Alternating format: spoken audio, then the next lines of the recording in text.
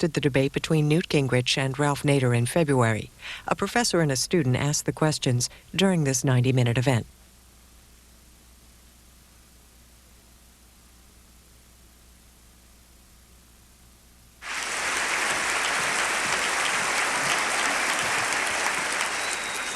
Thank you, Faith, and I want to add my welcome to hers to all of you. I think we have a sold-out, packed house, and we're going to have a great night, and nobody's going to be sorry they missed those skaters, whatever their names are, tonight.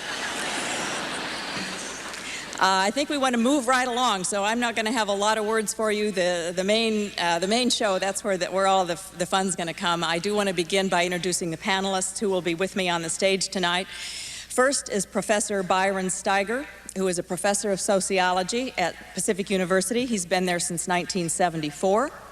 He earned his undergraduate degree in philosophy at the University of Oregon and also his PhD in sociology at the University of Oregon, where he was a Phi Beta Kappa. He was also the inaugural recipient of the S.S. Johnson Award for undergraduate teaching at Pacific. Byron Steiger.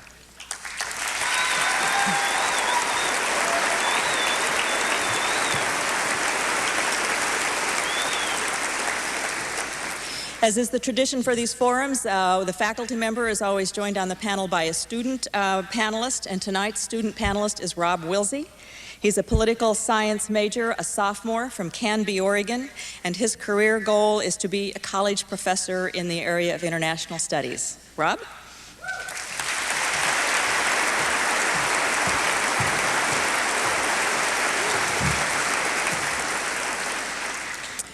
Another fine tradition of this event, as some of you who've been here for maybe several of these know, that the students at Pacific have the honor and privilege of introducing the featured guests. And so I will introduce Anahita Namat, who is going to introduce the first of the speakers tonight. Anahita is a junior political science major from Orange County.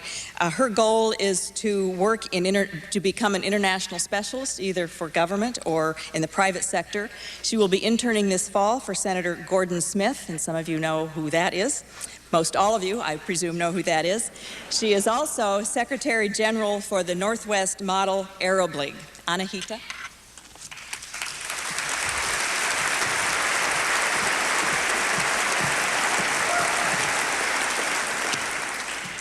Paleontologist Gingrich. Doesn't have much of a ring to it, does it? As a child, Speaker Gingrich hoped to become a paleontologist or a zookeeper. Conservative Republicans have been grateful ever since that early on he decided instead to abandon studying the past of animals and work on improving the people's future. From the age of 15, he saw a career as a politician, a way to realize this ambition. Speaker Newt Gingrich sees himself as combining the visionary idealism of a futurist with the practical realism of the politician.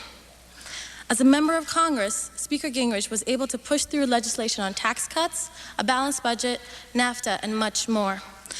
But his greater accomplishment in Congress was his leadership in the Republican Revolution of 1994, resulting in a GOP majority in Congress, the first in 40 years.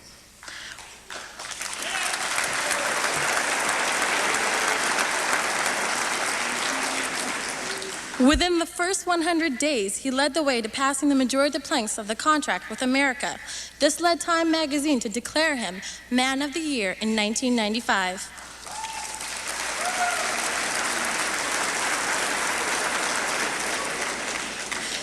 Speaker Gingrich was successful in maintaining the Republican Party's majority in Congress in 1996 and 98, the first time Republicans have held Congress for consecutive terms in 74 years. Currently, Speaker Gingrich has not returned to his youthful ambitions of paleontology, but instead, he's still striving to stay ahead of his time by leading the Nano Revolution as the honorary chairman of Nano Business Alliance. Through this research on reducing waste and energy, Speaker Gingrich believes that these products will lead to the largest breakthrough in environmental quality in the history of the human race. Please welcome the futurist, Mr. Newt Gingrich.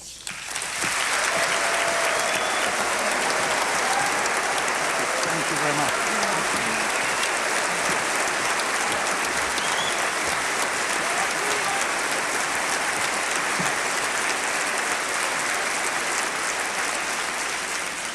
Here's our other featured speaker for tonight is Kyle Treese. He is a senior political political science major at Pacific University. He comes all the way here from Plano, Texas. He will be going this fall to Gonzaga School of Law. Welcome, Kyle Treese.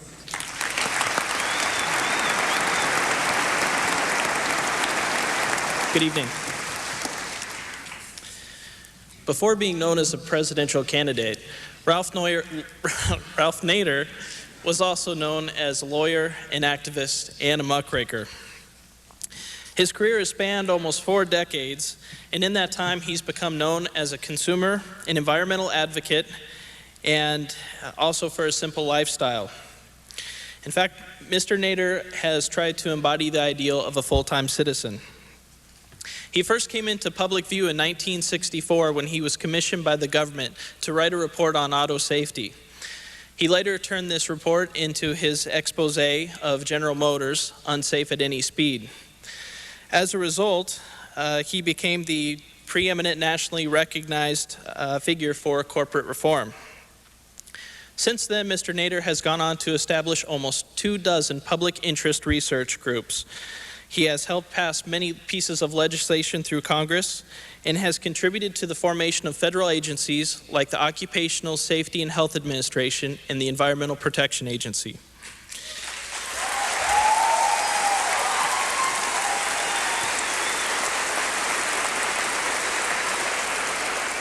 As you may have guessed, this is a man that's good at bugging Congress until he gets what he wants.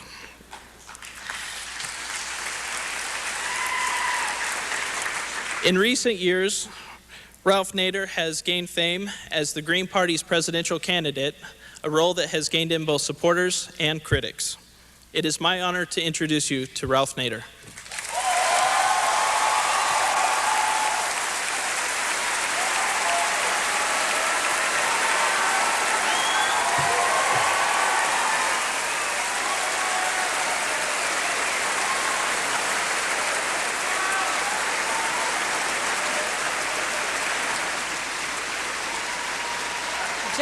Just a few words before we begin. These guests have a lot to say, and we want to get on to hear from them. They know what to expect tonight. Let me just remind the audience, tell you just a few words about how this is going to go. Each of our featured speakers will have 15 minutes for an opening statement, and then the panelists will ask questions for another 20 minutes or so. And then we're going to wrap up tonight with each of the speakers, Mr. Gingrich and Mr. Nader, questioning each other. And then finally, each of them will have a few minutes to wrap up. So we're looking forward to a great evening, and I think they are too. Mr. Nader, you have the floor first for 15 minutes. Thank you very much.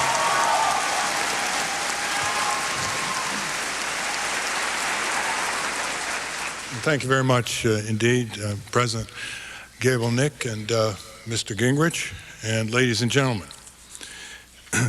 In 15 minutes, we have a major challenge here in conveying the extent of concentration of corporate power over our country, and I want to approach it in a variety of ways. The first way is historically, because I think when we're a little bit distant from the concentration of power in the 19th century and early 20th century, we can be a little bit more objective about it. But if you go through one major social justice movement after another in our country, starting with the Revolutionary War, which had a predominant opposition to it, with few luminous exceptions of the business community, that was part of the Tory class, part of the opposition. The abolition of slavery was opposed by the cotton plantations and other dominant businesses, predominantly in the South. The drive for women's suffrage was not just opposed by more than a few men. It was opposed by some of the early industrialists who did not want women to have voting power to go along with their opposition to the rough edges of the Industrial Revolution, such as the use of brutalized child labor in dungeon factories and mines. The organization of workers and trade unions was a major struggle. It was opposed almost uniformly by the major industries of the time. Into the late 19th century, the possibly greatest political reform movement after 1776, the farmers' populist progressive drive, which took on the giant railroads and the giant banks that were squeezing the livelihoods of these farmers coming out of East Texas and roaring north and east and west to elect senators and representatives and governors and almost the president. Who were the opponents of that? It was the banks and the railroad companies and other major corporations. So in the 19th century, fortunately, these concentrated forms of power at great human cost, because of their resistance, finally had to give way to a more broad distribution of power. All of these movements had one cardinal theme. They involved a shift of power from the few to the many. Not an extraordinary shift, but enough to free a lot of people, enough to illuminate the opportunities for a decent standard of living by people who work on the farms and in our industries. In the 20th century, there were similar cycles of concentration of power opposed by the populist progressive movement. Concentrations of power in the financial industry, concentration of power with the emerging agribusiness corporations, and of course the coal mine operators and the steel companies and the auto companies. And once again, the struggle was to shift power from the few to the many.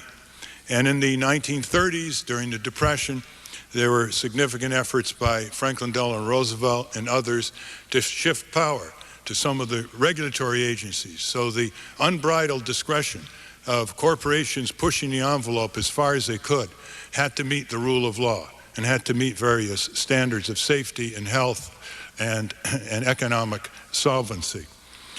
What are we to learn from all this?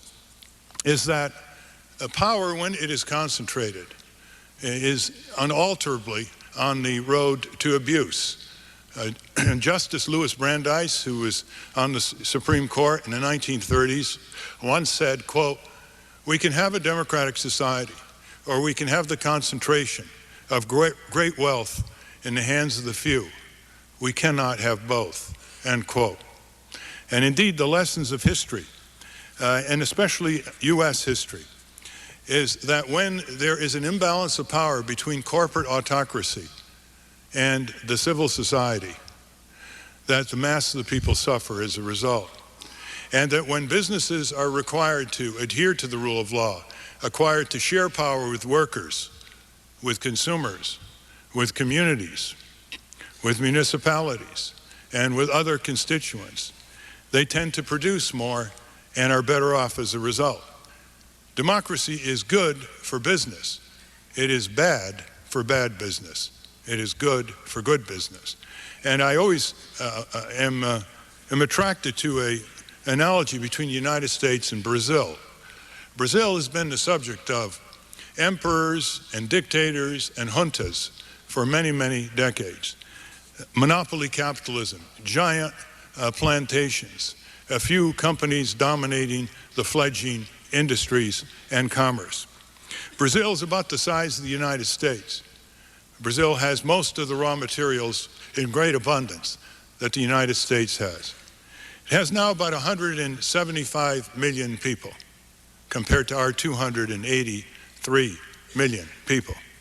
The GNP of Brazil is equivalent to the GNP of California south of San Francisco. This reflects a considerable gap in the level of democratic processes between the two countries. So starting from the premise that sharing power and distributing power and giving human beings more rights than the artificial entities called corporations, giving human beings the popular sovereignty over our nation, and not allowing corporate sovereignty to dominate over our popular sovereignty, produces results that are clearly better for the vast majority of the people and their descendants. The problem of freedom is not only freedom from, which is very much emphasized by some conservatives. It's freedom to participate in power. That is the best definition of freedom. And under that definition, millions and millions of people in this country have precious little freedom. Corporations are now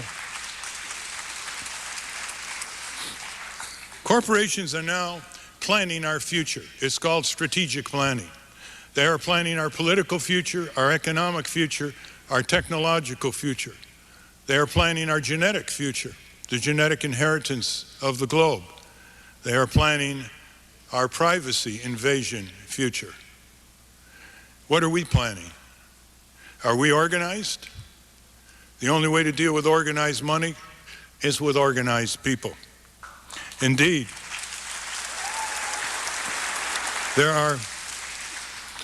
while there are luminous exceptions to the reckless drive to concentrate corporate power by fewer and fewer global corporations, such as the companies that belong to the social venture network, while there are a few exceptions, and they have an interesting mark on them, they're usually companies that were founded by entrepreneurs who are still running them.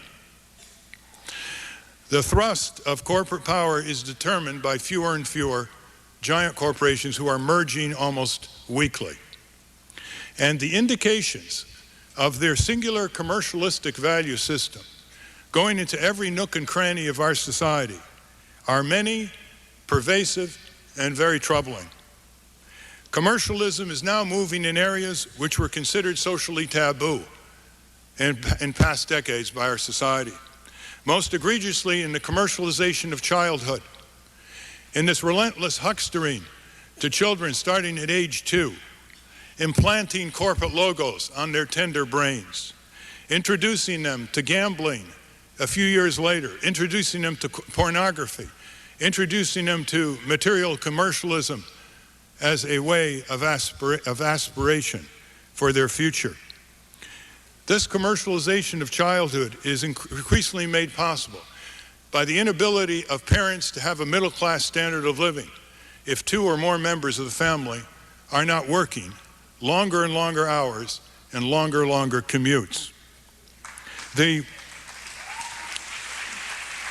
indications of corporate power can be run down with a few themes.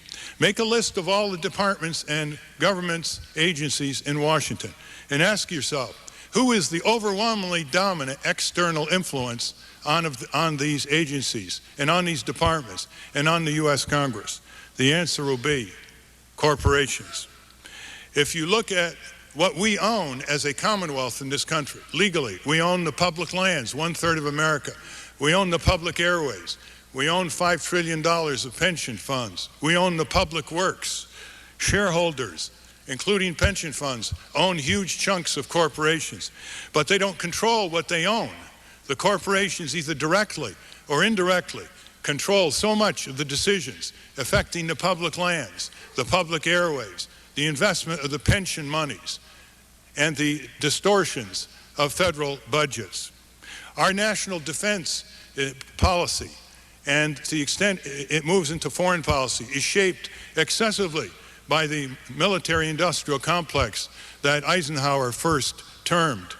The corporations who want more and more weapon systems, more and more slice out of the taxpayer budget in Washington in order to keep their profit wheels grinding. They are shaping our national defense policy more than any other single power complex in our country. If you look at other indications, for instance, technology is erupting all over the country. And what kind of technology, and who's in control of it, and who benefits and who doesn't? If you look at America from 30,000 feet up, you see precious little modern technology benefiting the mass of the people. Even in the area of healthcare, it is highly concentrated for those who can pay for it and not properly distributed to reduce the mayhem and the death and the injury from medical malpractice and medical errors. Look at our transportation system. We're still using the infernal, eternal, internal combustion engine, which is over 100 years old and devastating our air and water and land use patterns. Look at our energy use, still heavily nuclear, oil, gas, coal. When the sun is up there, with 3 billion years of duration, ready to be used in renewable forms of energy. But of course, Exxon doesn't own the sun, and so we're not getting the sun. We're getting the energy that corporations have concentrated capital control and expenditures over. It's not easy, is it, to dig your own coal mine or dig your own gas well? The controls move into many other areas. Shareholders own corporations. They're the investors. They have virtually no power, as the Enron supermarket of corporate crime, fraud, and abuse illustrates every day in the media. The corporate power is such that one could write a book called The Corporate Destruction of Capitalism. Capitalism is supposed to be sink or swim. You take a risk, you win, you profit. You don't do it right, you mismanage, you speculate, you corrupt, you lose. But if you're a big enough corporation, you can go to Washington for a handout. The bustling bazaar of accounts receivables called corporate welfare in Washington accounts for over a third of what the federal government does these days. Handouts and bailouts and subsidies and giveaways and inflated contracts and technology transfers. Those of you who might have paid $15,000 for a single pattern of treatment for ovarian cancer or other forms of cancer, having bought the drug from Bristol Myers, it's called Taxol, may not know that $31 million through the National Cancer Institute developed that drug, discovered it, synthesized the yew tree from Oregon, had human clinical trials, got it ready for market, and then under our government giveaway policy, gave it free under a monopoly marketing agreement to Bristol Myers Squibb, which in turn socked it to innocent and vulnerable patients between $10,000 and $15,000 for a series of treatment per patient. And if the patient couldn't pay and went on Medicaid, guess who paid Bristol Myers Squibb on the other end? That is not an idiosyncratic example. That is a pattern. Just as George Will said the other day, the Enron scandal is a systemic problem of contemporary American capitalism. We have to recognize also the corporate. A strong case can be made that it is the corporate powers that are the real Luddites, that are blocking all kinds of humane technologies, that are blocking all kinds of technologies from being accessible to the vast majority of the American people. And the corporate regulation of all of you can be manifested by the demand every day in your life to sign on the dotted line to massively fine print agreements like your insurance policies and your landlord leases and your HMO agreements and your bank deposit cards, where you don't have a minute, you don't have a chance to have a meeting of the minds. When was the last time you met the minds of Sears or Wells Fargo, to select an example? Thank you, Wells Fargo, for helping to make this gathering a reality.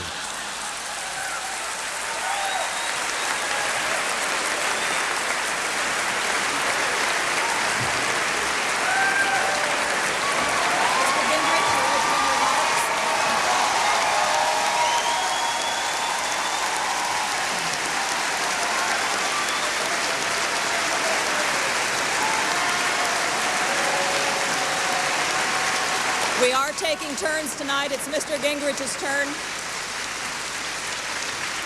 You have 15 minutes for your opening remarks. Thank you.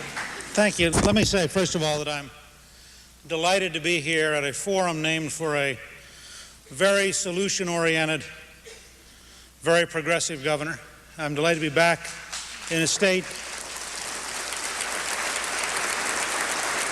I'm delighted to be back in a state which produced in Mark Hatfield one of the true examples of courage and public service in my lifetime.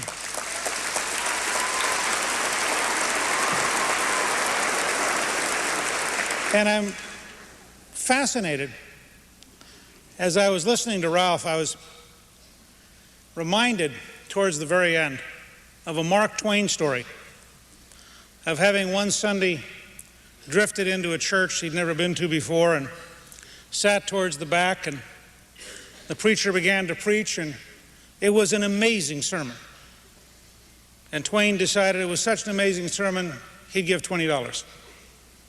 And the preacher continued to preach, and he decided it may have been the most extraordinary sermon he'd ever heard, and that he would give $60. And the preacher continued to preach, and he decided it might be the most soul-saving sermon he'd heard in his entire life, and he'd give $100. And the preacher continued to preach, and by the end, he took $20 out of the plate for the time he had spent.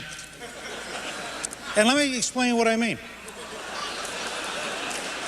There are things Ralph said I totally agree with. Concentration of power. I think concentration of power is extraordinarily dangerous. But I would also say concentration of power in 3 television network news programs, concentration of power in single newspaper domination, concentration of power in having most of the editorial decisions about America made within 10 square blocks in New York City or 10 square blocks in Washington, D.C. That's a concentration of power. And I would also say that concentration of power in John Sweeney and a handful of people at the center of a very, very old-fashioned model of union power in which the center tends to control the workers rather than the reverse, that's a concentration of power. And I would suggest to you, as the Founding Fathers would have suggested, that the most dangerous of all concentrations of power are in the government. Because in the end, it is the government which can lock you up. It is the government which can confiscate your property. It is the government which has the raw power to kill you if it doesn't like you. And that makes it ultimately the most dangerous of the potential concentrations. Now, I'm a Federalist. I believe in a strong Constitution. But I want a lean government with limits that allow it to focus on what it ought to be effective at. And let me carry you a couple of steps further. Because some of what Ralph says is really, I think, profoundly right. And then there's sections where I'm not quite sure how we're going to communicate. Because we have a relatively limited time tonight. I really do believe there are things we can do better. But I'll make you a bet. If we get to a solar power system, somebody will sell you that system and probably make a profit at it. And in fact, if you design the market right, they will get there faster, make a better profit, and you'll have a cleaner environment. Because historically, for 300 years, creating private incentives has beaten public bureaucracies at the delivery of new ideas and new goods constantly. I believe deeply we ought to move as rapidly as possible to a hydrogen fuel cell economy. I think that if you look at the underlying economics of a hydrogen fuel cell, which produces no carbon loading if you're concerned about global warming, it produces no air pollution. But if it happens, it will almost certainly be sold to you by an auto company, if it's in a car, or it will almost certainly be sold to you by a local store, or you'll get it over the internet and it'll be delivered by something like UPS or FedEx. And so, I am not, by the way, blindly defending individual behavior. I believe the people who looted Enron and lied to their employees and lied to their stockholders should go to jail, and if they don't go to jail, we should change the law to guarantee that any future person who does this goes to jail.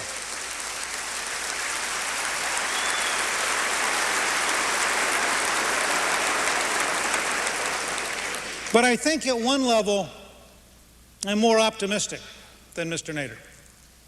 He gave you a wonderful litany. And by the way, he's largely right. People who have property for obvious reasons tend to be cautious about losing their property, whereas people who don't have property by definition have less to lose. So you go back to the American Revolution, although it is true that the largest single landowner of in the colonies was the leader of the Revolutionary Army and ended up as President of the United States. So Washington sort of puts that a little bit to one side, but then he was irritated with the British, and it was a different story. It is true that if you were to talk to the large industrialists in Pennsylvania, they were not part of the abolitionist movement. Although in the end they paid the taxes, cast the cannon, and helped organize the armies which defeated the slave owners. It is true that the large railroads tried to run a monopolistic America, and that the combination of the populist movement and the progressive movement profoundly changed America for the better. It is true that by 1932 you had an obsolescent oligarchy that didn't understand modern urban industrialism, and that the New Deal improved it against the opposition of the very people whose wealth it was saving. I agree with all that. But notice in each case, the people who Mr. Nader would describe as on the wrong side lost. It is a recurring pattern of American history that over time, with great frustration, if you are an idealist with persistence, the odds are you'll win. It has been true in the civil rights movement. It is true if you look at the handful of people who spoke out about tobacco in the 60s. And take the giant, powerful tobacco companies and take the total resources available to those who said tobacco kills, and you can't possibly argue that the corporate power of the tobacco companies in the end won. They slowed things down, but it's clear this is a country, this is probably the most anti-smoking country in the world. And any of you who travel overseas know that.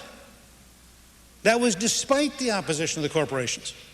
Now, I want to start with this notion. While I do think centralized power is dangerous, and I do think some corporations do bad things, and I favor in the Theodore Roosevelt tradition a government which monitors, which referees. I like to know if I walk into a McDonald's that I'm drinking clean water. I like to know that if I order a hamburger, it's actually hamburger. I like to know that there are standards we keep. I mean, these things may seem small, but if you travel around the planet, you will gain an increased appreciation for living in a country where you have a reasonable belief that it actually is what it says it is. And in that sense, I think Mr. Nader and I are probably on the same side. I want an informed citizenry, actively aroused, prepared to go to the polls. But let me point out his point about the millions of disenfranchised. While I may not have particularly liked it, if we had 800 more disenfranchised people vote in Dade County, Al Gore would have been president on September 11th. I mean, 800 people out of 285 million strikes me as a fairly high level of power. I won 2 elections by under 1,000 votes. I thought every one of those folks had a franchise of enormous power at that point. I won the whips race by 2 votes, 89 to 87. I then had 15 members who thanked me for having been the margin of difference and told me how proud they were of the role they played. My point's this. You're looking up here at 2 people who are proof that America works. I mean, here's a guy who goes off to write a government report, certainly one of the least likely of all activities, although one which has historically been very important. I can show you government report after government report which changed America and changed the world. And in his case, he decides he's not getting government to move fast enough, so he writes a book which becomes a wild bestseller. And then he has the largest industrial corporation in the world decide it will prove that corporations own America by crushing him. And then they lose the lawsuit. I mean, think how humiliating it is to be the chairman of General Motors and go, I can't have lost the lawsuit. Ralph just told me I'm in charge of the country. This is not possible.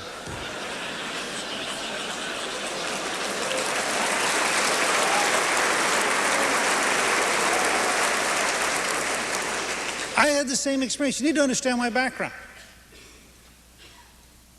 I was born in McPherson in Pennsylvania. My relatives were mostly poor farmers. My grandmother's father had owned a valley called Treaster Valley. They were Treasters. He lost it having had too much to drink in a poker game in 1902, after which my grandmother was deeply against alcohol. My father never went to college. My mother didn't graduate from high school until she took a GED in her 40s. Most of my relatives were steelworkers. I had an uncle who was desperately important to my future because he worked as the guy who checked your car at the garage when you drove into a state building. But because he was a state employee, he could get me access to the Harrisburg, to the state library in Harrisburg, which opened up my world by allowing me to walk through the building. My mother divorced and remarried. I was adopted. I became a Gingrich. My stepfather was the first person in his extended family to go to college. He served in the U.S. Army.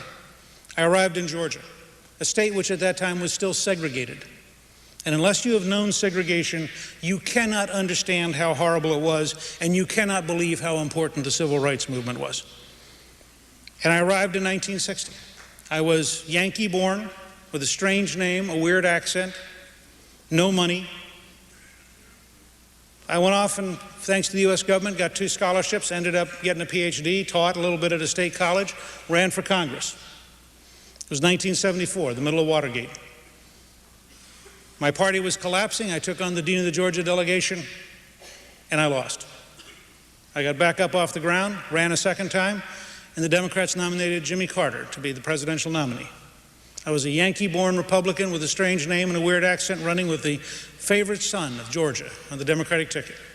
I walked in to vote at the Neva Lomason Library on Election Day. 3 people ahead of me all had come from the nursing home to get revenge for Sherman's March.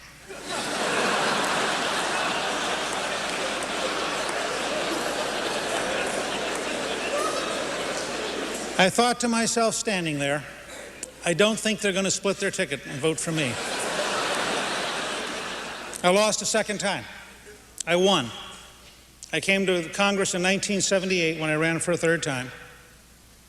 And in Congress, I represented a party which had not been in power for 26 years. And I raised the radical idea, what if we were to decide to be a majority? I was considered a nut. And Ralph knew me in those years, and he'll tell you flatly, there were people who'd say Gingrich is weird. I am weird, but in addition, I was a nut. You can't be both simultaneously. And I crisscrossed the country, recruiting mostly middle-class candidates. And we got to be a majority. And my point's this. The 2 of us are living proof that, yeah, the big boys have a lot of money, and yeah, the big boys have a lot of power, and yeah, you start every morning with the big boys ahead. But the truth is the big boys aren't real smart. And they're too busy fighting fires. And in the end, if they're on the wrong side, the American people whip them. And it's not easy, and it's not hard, but I want to close with this thought because it's at the core of why we don't resemble Brazil or Afghanistan or almost any place else. The Founding Fathers, in writing the Constitution, had one goal. It was to avoid dictatorship. And their greatest fear was that the American people would give themselves a dictator. And the Founding Fathers thought of themselves as engineers, and so they set out to design a machine so inefficient that no dictator could force it to work.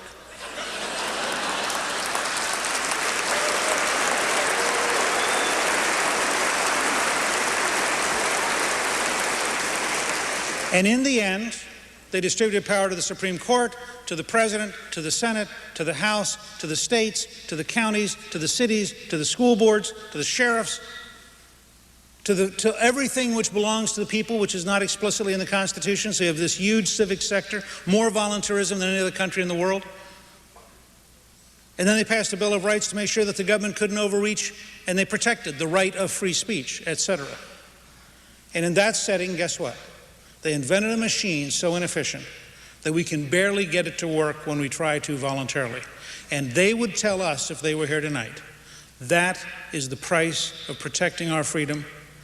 And I would argue that in the long run, the interest groups resist, the interest groups take advantage, the interest groups sometimes cheat, as they have in my judgment in the Enron case. But in the long run, the people actually do rule more in this country than in any country in history. And we've had 225 years of moving from propertied white males to moving to every citizen. We aren't perfect, but the long march in the right direction is still going on. Thank you very, very much.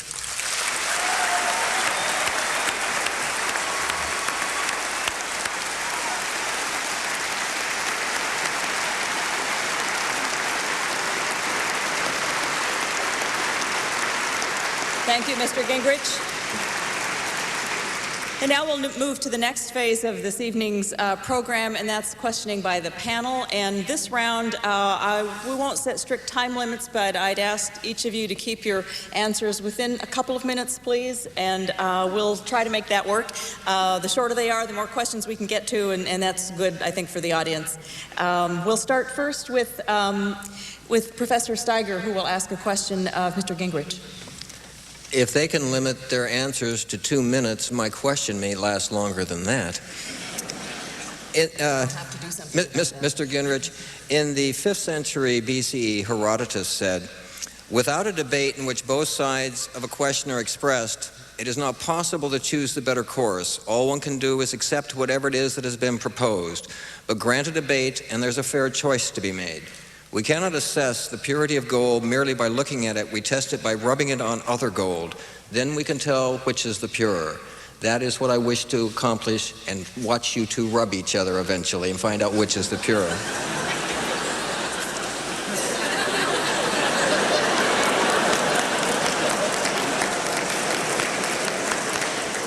My question to you. Keep going. My question to you. It may be that the title of this forum is misleading. The title was Who Rules America? To assume there's an entity that rules America is to give some entity the power of a monarch to do as they wish. More like the Wizard of Oz who controls the system from behind the curtain. Rather than being some establishment, a nebulous they that is a malicious evil conspiracy, the system may be a much more transparent mechanism. Simply put, America is a plutocracy. America is run by those with wealth. This is not a conspiracy. Those who are successful within the system believe in the system, and then that allowed them to be successful. They have the opportunity in the political system to give money to those with similar beliefs. Those politicians are not corrupted or bought by the money, nor are they co-opted into changing their beliefs to rise in the system. Simply put, only those people's views who are in agreement with and acceptable to those with wealth can rise in our political system with the money influence. Who runs America? Those with wealth to select and support those whose views are consistent with their own. In sum, America is a plutocracy. I think there's a question in there somewhere. Would you like to respond? Well, I mean, I'm broken up into three parts here: Herodotus, rubbing, and plutocracy. I think I'll stick with. I think I'll go for the plutocracy one. Look, do people who are rich have substantial influence? Sure. Do people who are rich, people who create wealth and people who possess wealth have advantages? Obviously, I think it'd be silly not to say they do. Are they, in the traditional political science sense, a plutocracy? That is, do they acquire to themselves enough power to be unchallengeable? I think it is impossible. If you talk, as I have over the years, with Andy Young, for example, or John Lewis, if you watched and lived through the civil rights movement of the 60s and the 70s, it is impossible to argue that the plutocrats were on the side of Martin Luther King Jr. and the civil rights dissenters. That in fact, going back to Ralph's point, people who have resources tend to be cautious and careful. And there you had willful people, John Lewis as a sharecropper's son, who just couldn't be stopped. And ultimately, it was the courage of those without money which shamed those who had money into changing their position because they couldn't stand the pain of watching their country do the wrong thing any longer. And I think that if you see that whole period from the mid-1950s up through the end of the 60s, you see that the plutocracy, in fact, was broken up, fought itself, and in the end was prepared to change in very significant ways. In the 19th century, the great moment when La Follette is defeated by the railroads in 1896 in his race for governor and becomes more radical in response, campaigns on a more populist position, and arouses the people of Wisconsin to break the railroads in a way which I think was historically vital. Or in the fictional version, if you read All the King's Men, the great moment where Huey Long, based on what I think probably did happen, where Huey Long figured out he was doing what you said. He was being used by the rich who had no intention of allowing him to govern, and he aroused a populist base against him. The challenge for those who have resources is pretty straightforward. You had better be siding with the people enough that the people don't get so angry that they take you apart, because in the end, in this country, if you are deviant enough from the people, they will take you apart, and in the end, that's where the power ultimately relies. Yes, I think those who have power have significant resources, but take just one last example. It's inconceivable that the plutocracy of Minnesota would ever have elected Paul Wellstone. The people of Minnesota did, despite whatever those who had wealth thought of the proposition, and Wellstone has not since been seen visiting the plutocrats on any kind of regular basis to seek instruction.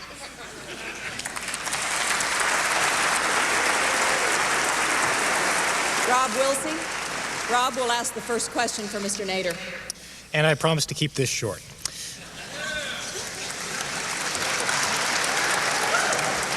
Short, but perhaps not sweet. Mr. Nader, your stance has been that the biggest impediment to a third party in this country is the winner-take-all mentality. You've said, if people don't think you can win, they won't vote for you. Now, could it be, Mr. Nader, that people aren't voting for you simply because they do not want you to win? Or are there always oppressive forces at work?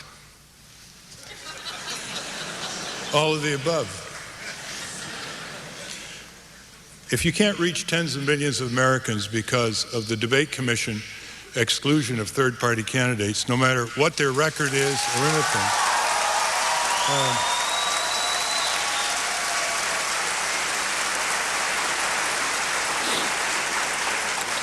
regardless of the track record of the candidate, the agenda of the candidate, the audiences coming to hear the candidate, regardless of national polls that showed majorities wanted me on the debate with Gore and Bush, if only because they didn't see the debates as a cure for insomnia, how can you reach people? We have allowed the debate commission to become a de facto monopoly because of default the mass media that only collaborates with them. So let's have a level playing field and let's have it out in front of the American people and let's see who would prevail. The second is a third party comes up against huge entrenched historic barriers from ballot access, such as in Georgia and North Carolina. The debate commission is another obstacle. They start out with 2/3 of the vote. That is hereditary Democrats or hereditary Republicans who vote for the nominees of their parties regardless who they are because their great-grandparents did. So third parties have to be given a chance over time to build. Now, Rome wasn't built in a day, and the Green Party will not be built in a day. It has to be given time. It has to be given a fair opportunity, shall we say, a chance to have a chance. When half of the people don't vote and stay home, when there's huge cynicism throughout the land over the seizure of our government by the corporate powers, let's call it the corporate government in Washington, D.C., it's time to give the American people a broader choice of subject matter, candidates, issues, and energies. And that is not happening. So my answer to your question is give us a chance to be on the debates and give us a chance to have a People's Presidential Debate Commission replacing the Republican Democratic controlled debate commission. And then you'll see more people coming out and you'll see better ideas and you'll see an expansion of the vote for the third party, just as what happened with Ross Perot, the last person to get on the presidential debates.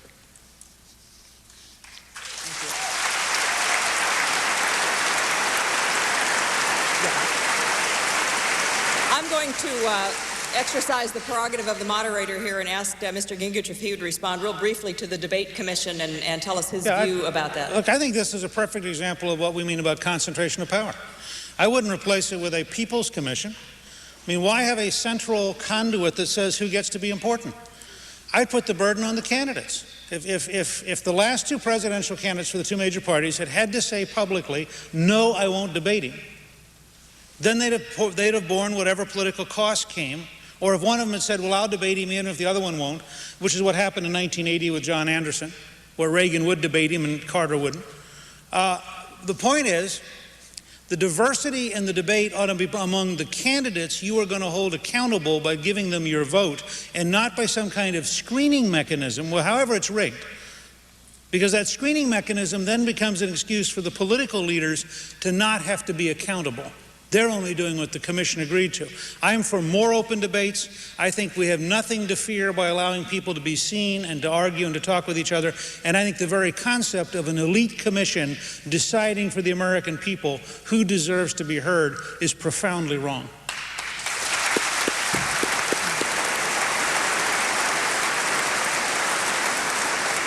Professor Steiger, have a question for Mr. Nader. Mr. Nader, could you please respond to the following analysis? America is not a corporatocracy. That in fact, we live in a democratic society. You yourself grant, for example, that while corporations oftentimes have abused power, that we do have a political system that has controlled them, that we have a rule of law. In fact, your example of the agencies in Washington, D.C. being overly influenced, in fact, by corporations, are in fact government's responses to the abuse of those corporations. The FDA, the SEC, the EPA, all of these are responses by government. And in fact, those people who rise to positions of political authority are, generally speaking, the best and the brightest. They commit themselves to public service and to the best of their ability seek the common good. Now, there can be honest disagreements on what that common good is. Is it the case simply that their values and your values don't always agree? Well, my comment is, first of all, because of the restriction on time, people who are going to watch this on C-SPAN and want more detail, this book is the best summary of Corporation Nation, and it's by Professor Charles Derber at Boston College, called Corporation Nation, St. Martin's Press, for those who want to go into the details. Basically what we're seeing here is a country called America being kept down by the greed and power of too few among its midst. In area after area, we have this paradox. How can we have a booming economy year after year with the majority of the people, according to the U.S. Department of Labor, making less in inflation-adjusted wages today than they made in 1973 and 1968? How can we have 20% child poverty, 40% in New Orleans, 25% in California in a booming economy? How can we have such homelessness and lack of affordable housing for millions of working families in a booming economy? How can we have such devastation of the corporate inefficiency that economists call externalities and environmentalists call toxic damage to the air, water, soil, and the health and the food of the American people in a booming economy? How can we have given away our sovereignty, local, state, and national, to autocratic systems of governance without a national debate called NAFTA and GATT, which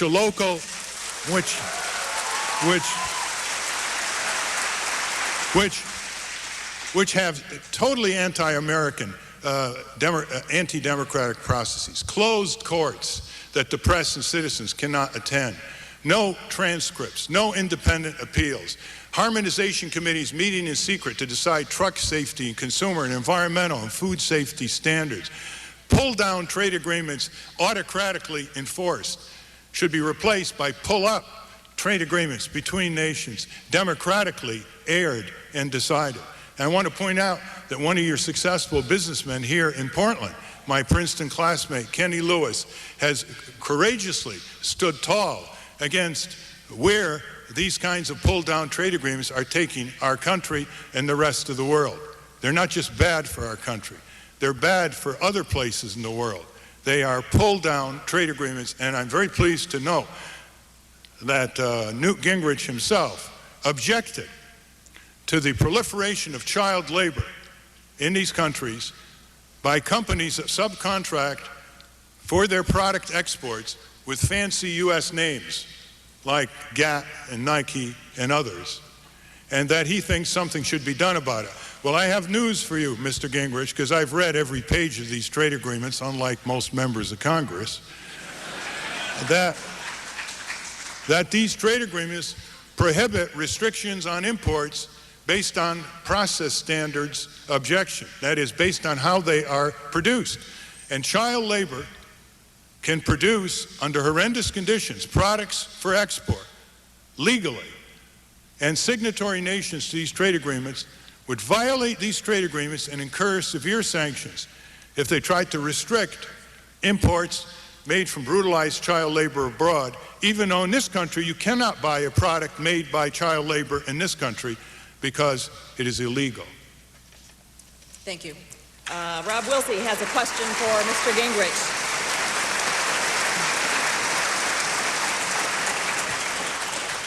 Mr. Gingrich, I was struck by your reference earlier to Huey Long. Long once said that fascism will come to America in the guise of anti-fascism.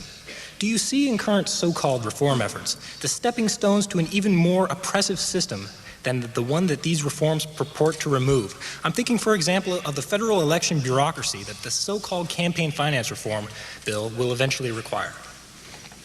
Well, let me say, first of all, that since fascism once upon a time had a real meaning, and that it meant a state-controlled system with secret police and a level of oppression totally alien to the American experience. I think it's relatively, well, there's a simple test. Ralph Nader, well-known critic from the left, and Newt Gingrich, well-known right-wingers, show up. How many of you were oppressed not to come tonight? I doubt if very many of you were beaten up or told, if you come, you'll lose your job in the morning. I mean, when you go to a truly fascist society, you see a total different standard of oppression and of the enforcement of power by the state. So in that sense, I think Huey Long was just wrong. Now, do I worry that beginning to abridge the First Amendment right, which is very straightforward, Congress shall make no law abridging the right of free speech? And I absolutely believe the provision in the campaign law that limits how you can pay for ads to describe your version of what you think your incumbent is doing, in any other environment, everybody who's a populist would be enraged at the incumbents passing this censorship bill to defend them from being attacked. I think this is a totally wrong model, and I think the idea that you're going to start having a federal bureaucracy decide what is appropriate political speech and what is inappropriate political speech is very, very dangerous for the long-run future of this country. And I prefer the Bill of Rights model, which is Congress shall make no law abridging the right of free speech.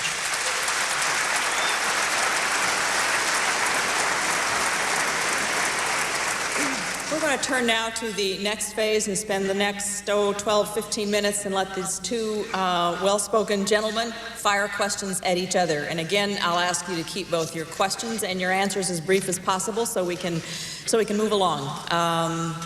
Let's see, Mr. Nader, would you like to begin with a question for Mr. Gingrich? Yes, a very short question. In a recent issue of Business Week, there is a cover called "Too Much Corporate Power?" ? And Business Week, in 7 devastating pages, answered yes.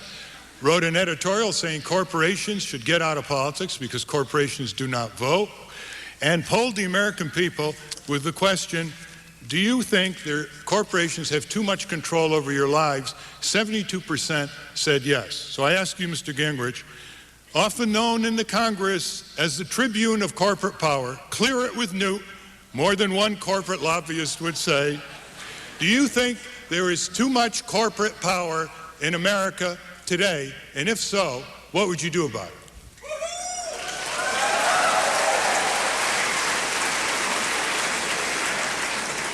Well, let me say, first of all, I think clear it was Newt was a general reference that also related to a lot of other issues than corporate lobbyists. I was Speaker of the House during that period, and that's how the House operates. I'm unequivocal about this. I think that we should have a campaign reform that's very simple. Corporations shouldn't give money, unions shouldn't give money, but individuals should be allowed to give unlimited amounts of personal money as long as it's reported every night on the internet, and it should be a very severe penalty if people fail to disclose the money comes from. And the reason's simple. I just watched a senator buy a Senate seat in New Jersey for $70 million. We just watched the mayor of New York get purchased for, I think, $43 or $50 million. Now, if you're a middle-class candidate, the greatest crisis you face in America today is you can't possibly go out under the current hard dollar limits and raise the money to offset that kind of wealth. If Bob Franks had been able to raise personal, non-corporate, non-union money in the New Jersey race to come even half the amount that his opponent spent, he probably would have won the Senate race, which was very, very close. And the same thing would have happened in New York. Without all those millions of dollars, I think there's no question that Mark Green would have been the mayor. And I'm not trying to pick a fight with individuals. I'm just saying if you look at the most alarming pattern of the last 25 years, it is the ability of individuals who either inherit or earn enormous amounts to be able to buy that. So first of all, I'd say I'm very happy to get corporations out of politics. I think it would be better for America if you had no union and no corporate donations, but individuals could donate of their own after-tax income. Second, if you don't like the corporate boards, if you'll notice what Ralph said earlier about the difference between entrepreneurs who own their own company and people who, in fact, have taken over a company somebody else created, and that consistently the entrepreneurs are more imaginative, have more courage, and take more risks. I would argue you should extend the abolition of the death tax so that those same entrepreneurs aren't forced to sell their companies to precisely the corporate kind of management that Ralph doesn't like.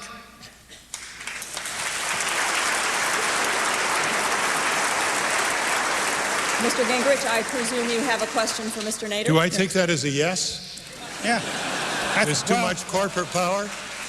I would say not allow them to give any money was pretty close to a strong yes. I'm not sure what part two would have been. Let me ask you about, because I've always been fascinated by this. Given your analysis of the plutocratic power of corporations in America to dominate the system, how do you think General Motors lost in their effort to drive you out of public life? Well, you know, domination by corporate power is not 100%. And what you have very, very astutely provoked in your argument is what I call the liberal's dilemma.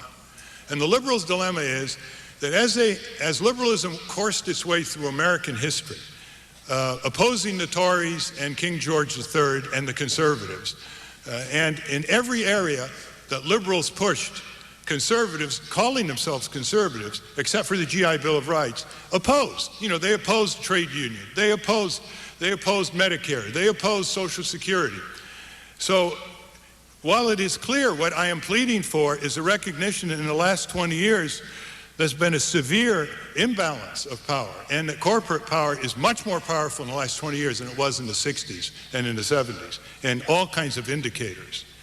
And while certainly the people have risen up and they have beat back corporate power and the country's become better as a result, that does not take away from my argument that corporations in so many pervasive ways, technological, economic, political, biological, environmental, you name it, psychological, are gaining headway and the people are slipping behind. They're being shut out more and more. One of the reasons I ran on the Green Party ticket is because increasingly both Democrats and Republicans go to the same fundraising dinners with the same corporate lobbyists in Washington, D.C. day after day.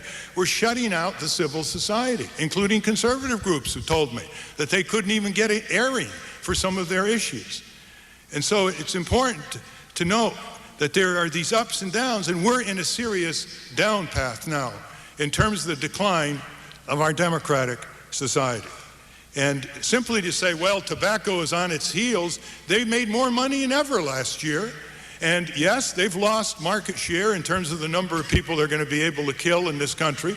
But they're going abroad. They're going abroad to hook tens of millions of youngsters in Asia, Africa, and South America for a lifetime of addiction from which 1 out of 3 will die. So we really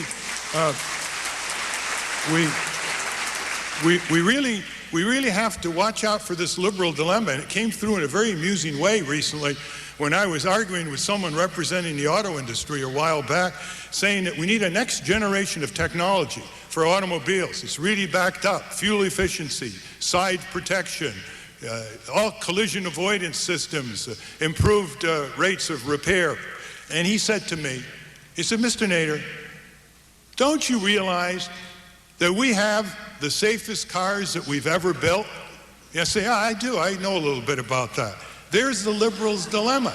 They throw the success of the liberals against us in order to say, why are you arguing? Isn't this a better situation than it was? Well, it isn't good enough.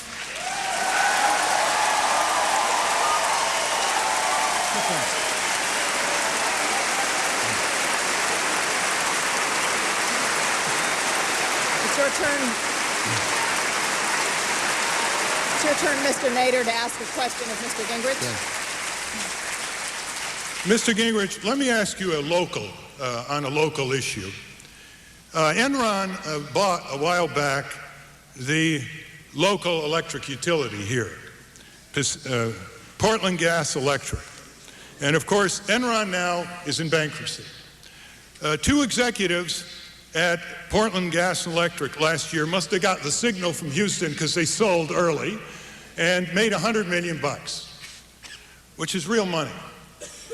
And the 401ks of the employees was depleted by 110 million or so, give or take. There's an increasing controversy here in the city as to whether the Enron company should sell the local utility to another Northwest Natural Gas Company utility, which people here have argued will increase electric rates to businesses as well as residential, and will in many ways make the people worse off. There's an argument here that the city of Portland should municipalize this utility with due compensation. There are 2,300 municipalities in the United States that own their electric company, going back to the 20s, as you know, in the early fights with private electric companies who didn't serve certain markets. Do you think there should be a referendum here in Portland to give people a chance to decide whether they want to municipalize their electric company or whether they want to see it sold off to another company with adverse consequences for consumers and businesses?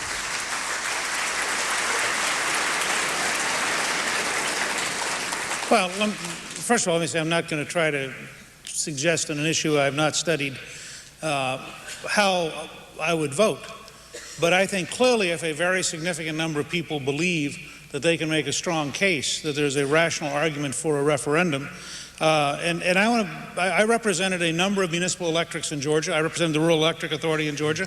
And again, I think I'm a conservative. I think I'm a conservative in the federalist sense that Washington and Jefferson would have been conservatives, in that I believe in a principled expansion of freedom by using the rule of law, by having effective but lean government, not weak government. None of the founding fathers were for weak government. They were for lean government that spent as little as possible and that focused its power on getting key things done. But they were also very pragmatic, and they were for what worked. And I think the people of the city have to have that debate, but I would see nothing inappropriate about the people of the city looking at the municipal cases around the country, looking at the current situation. And I want to repeat what I said earlier, because I think it's central to this. If the people who gave themselves $100 million while defrauding their employees did so in a knowing way, then frankly, without talking about any individual person in this city, but as a general provision, that should be something which leads to prosecution, because you cannot defend capitalism if it is the ability of the rich and powerful to exploit, lie to, and rip off everybody who works for them or invests in them. There has to be a basic rule of honesty for capitalism to function.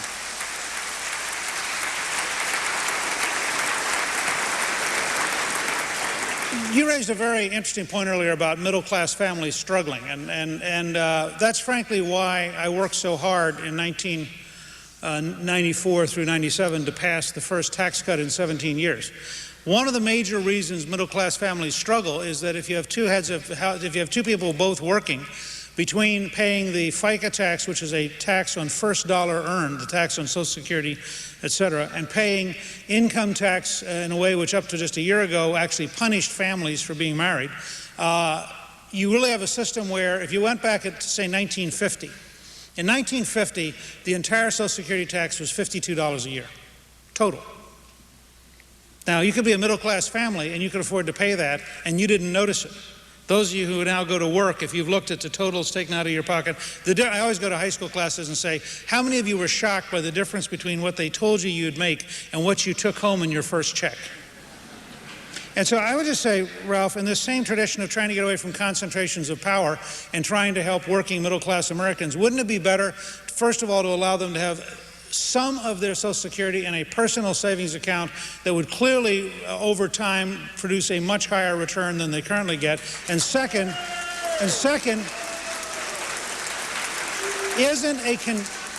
Isn't the problem of total taxation in America, state, local, and federal, a significant burden on working middle-class families that limits their ability to stay home, as you suggest it would be nice if they did in your earlier comments?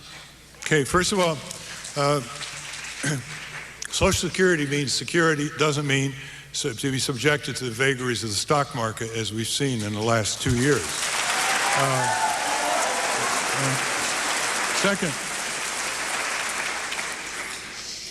Second, you know, the drive for these personal accounts chipping off from Social Security will destabilize the system itself, which is now solid as a rock through 2038, according to the Social Security trustees, based on a 1.7% annual economic growth.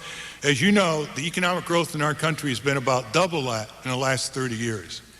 So the first slight dip in return after 2038, assuming we have 1.7% growth, is not going to happen, because the last 30 years have had double that economic growth. But if you take a portion away and put it in these kinds of investments, we're going to destabilize it. And second, why not go down to some of the conservative economists? By the way, conservative economists back 20, 30, 40 years ago had programs to abolish poverty that today would be considered very radical. Richard Nixon had a proposal to Congress, which was rebuffed, to start the country on the path of abolishing poverty, the National Incomes Plan. No other president since has even dared to discuss the issue of abolishing poverty as we know it. Western countries have virtually abolished poverty as we know it in this country. Like child poverty in the Netherlands is 3%, and they're ashamed of it and want to do something about it. So these proposals have said, start out every American born with a certain nest egg, which will then grow. These are the kinds of things in addition to Social Security. Why not put a tax on stock transactions? You go here in Portland, you buy a book, you buy food, you buy clothing, you pay sales tax. Someone buys, no? Okay. They do. They do in most states. Let's put it that way. They do in most states, and it's 5 to 6%. The overwhelming number of states have a sales tax.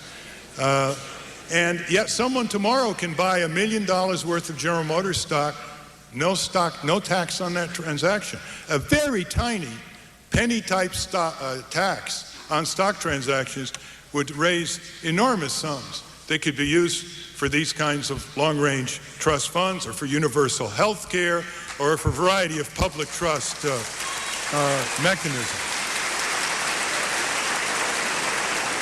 On the tax question that you asked, which is really complex, as you know, just to answer it, as I just learned, I think there are about 30 million families in this country that really don't pay a federal income tax anymore. Low-income people, they pay the payroll tax, etc. That's the big cut.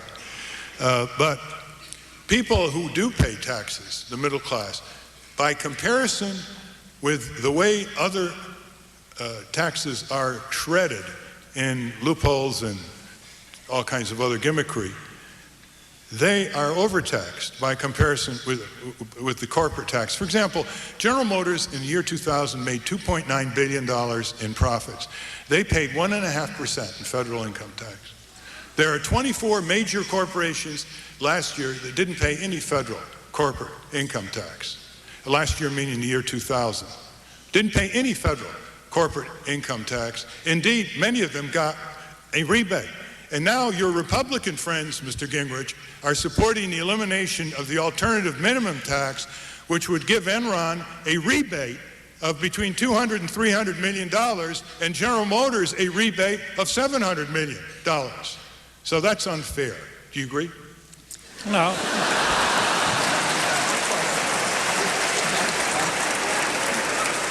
If the $300 million will go to the stockholders, I'm all for it. If it goes to the guys who are on top, I'm totally against it.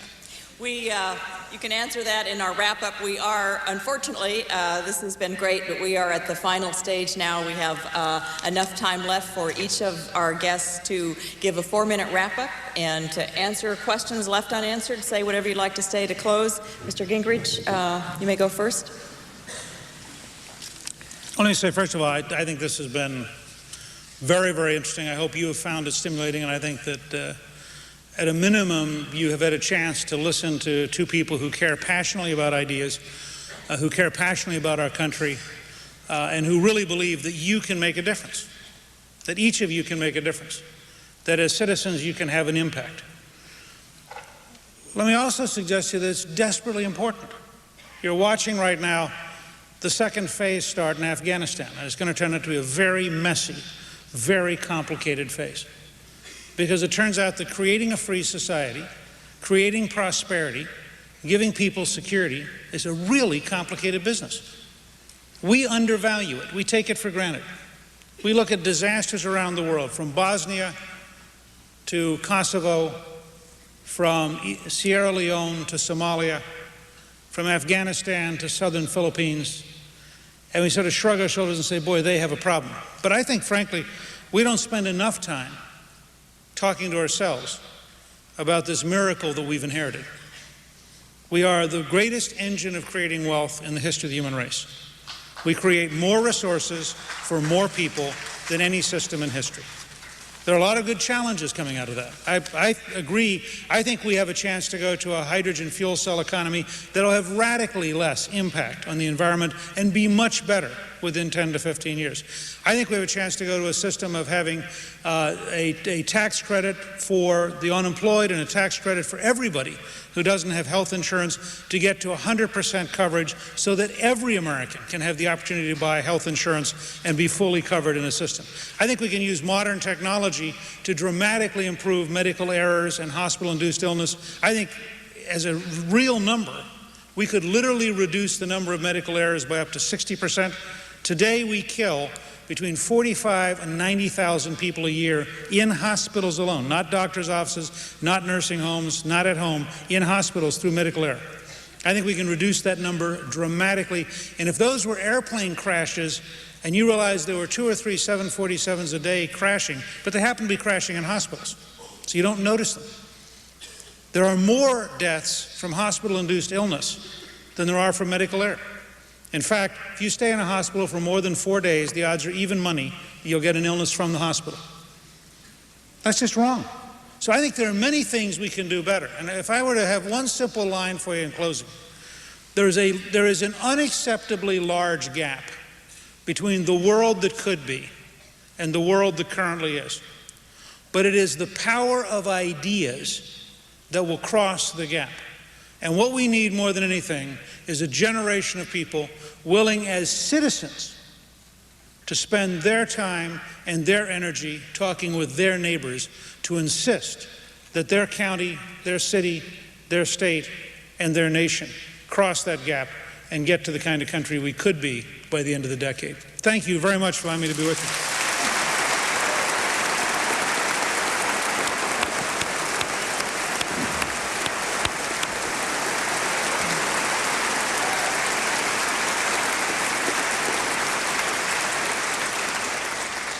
Mr. Nader, you have the last words. Yes, this has been all too brief a discussion, and we need to find ways to extend it throughout the land. We have the greatest communication technology the world has ever known, and our minds have been reduced to sound bites, at least for those who have a chance to get on the mass media, which is very few people. Our country has more problems than it deserves and more solutions than it applies. That reflects a deep democracy gap where the domination of corporate power is increasing, especially over our government, turning our government against its own people, or bleeding our government by corporate ripoffs. The transfer of technology by your tax dollars, government-sponsored R&D, research and development, has launched most of the major new industries in our country, from aerospace to biotechnology, to new pharmaceuticals, to a whole variety of industries that wouldn't exist today as we know them. without the taxpayer research and development dollar. And it's important for us to get something back for that. We need to have a concept of reciprocity applied to corporate welfare coming out of our tax dollars via Washington, D.C. The way to do that is to strengthen the 5 roles we have in our political economy: the voter role, the worker role, the consumer role, the investor role, and the role of the citizen, generically speaking, as well as the taxpayer. How do we do that?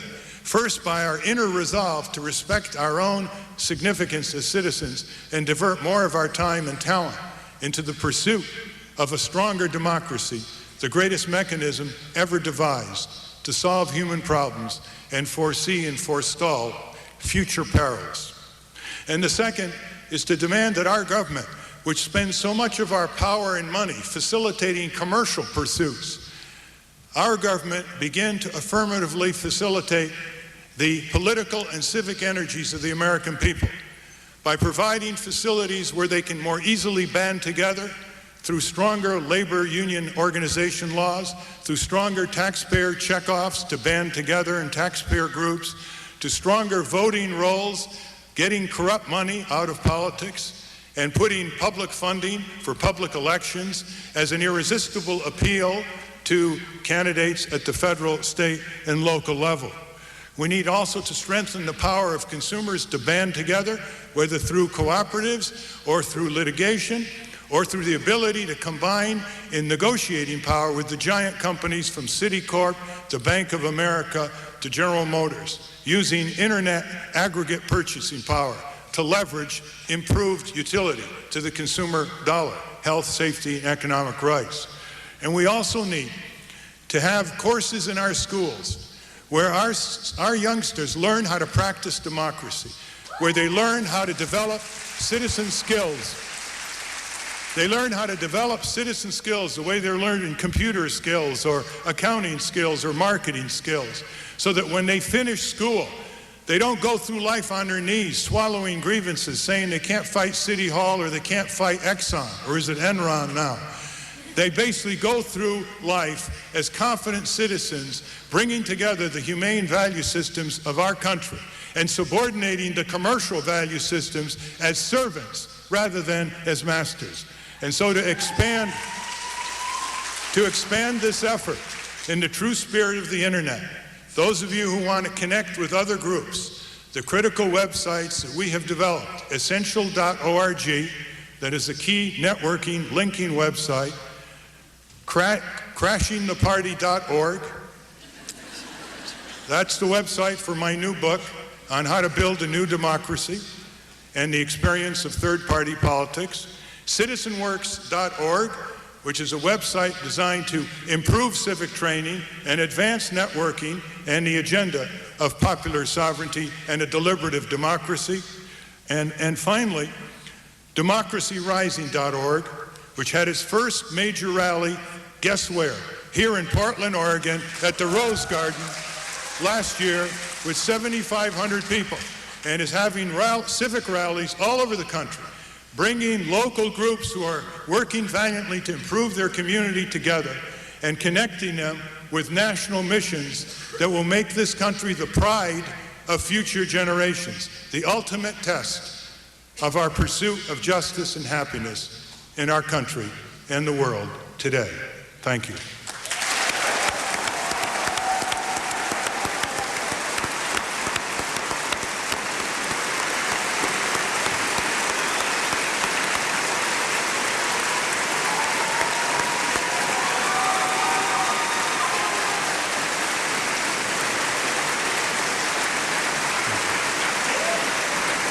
I want to just add a very brief remark in closing. Great thanks to both guests, Mr. Gingrich, Mr. Nader. You were wonderful advocates. And indeed, it was an evening of great passion about great ideas. And also thanks to the audience. You were spirited, engaged, and terrific. Thank you very much, and we're finished.